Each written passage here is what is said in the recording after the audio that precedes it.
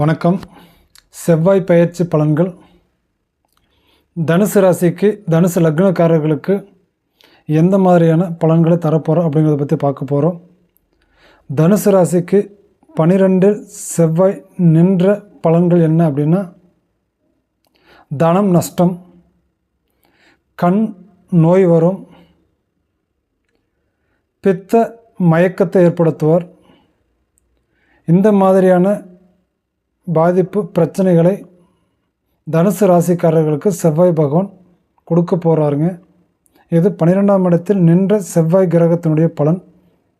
அதுக்கு அடுத்தபடியாக செவ்வாயினால் இன்னொரு பலன் இருக்குதுங்க. அது என்ன அப்படின்னா, செவ்வாயினால் 4, 7, 8 இட பார்வைகளால் எந்த மாதிரியான பலனை தரப்போகிறார் அப்படிங்கிறத பற்றி தெரிஞ்சுக்கணும் அப்படின்னு சொல்லி நினச்சிங்க அப்படின்னா, நம்மளுடைய ஃபேஸ்புக், இன்ஸ்டாகிராம் பேஜை ஃபாலோ பண்ணுங்கள்.